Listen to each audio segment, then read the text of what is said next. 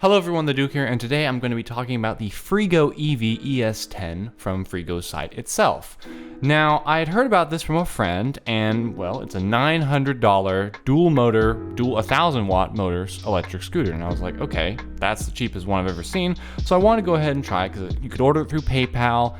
It has a 30-day hassle-free return, so I was like, okay, I'm gonna go for it. It came in 4 days, and the packaging was great. Nothing was broken on it. One thing they say on their site is once you get the scooter, you need to make sure all the screws are tightened because they loosen them for shipping. I believe that's what they said, but none of them were really loose. The only one that was loose was the headlight, but that's not really critical to the function of the scooter. Everything worked on the scooter. The headlights are very bright. The RGB lights on the side of it, they're very nice. The one thing is that all the lights come on or they're all off. I wish you could either have the LED strips on or the headlights on or them both on, but it's all or nothing. There are 3 power modes. The first goes to around 20 miles an hour, the second like 23, and the third one, which is the max, goes to around 27 miles an hour, which is the fastest I got it to. Now, according to their site, it says 32 miles per hour, although like for the second generation controller, it's like 30 to 38. I did not get close to that, although I didn't really feel comfortable enough to get to that speed.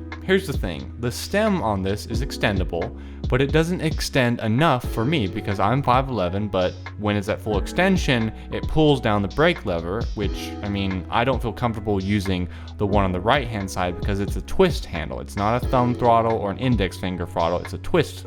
In the photos, it looks like it extends a lot further, but for me, it's just not tall enough for me, so standing is very uncomfortable on this. Sitting is also kind of uncomfortable because, I don't know, the seat's too far back and I've got to extend my arms all the way out. It's not a game breaker, but I got this scooter because I wanted to stand on it, not sit on it. And it's not really that comfortable for sitting.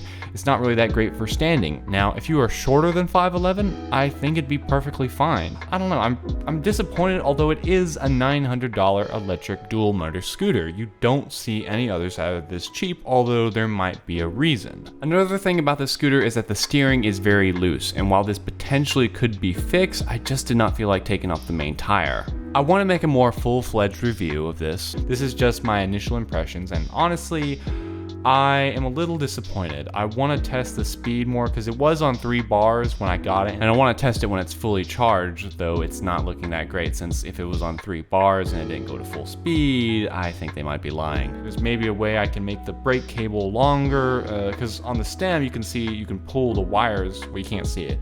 I think I can make the cables a little looser, but again, that's going to require some modification and we'll have to see how that goes. For one positive, this thing has great hill climbing performance. It's even able to climb my driveway, which is more than 30 degrees, which is what it's rated for. Overall, I hope this video helped you if you were looking into getting this. Again, I will make a more full-fledged review, but I want to give the initial impressions of when I got this thing, because I want to test it for a week and see if the opinion I have of it changes.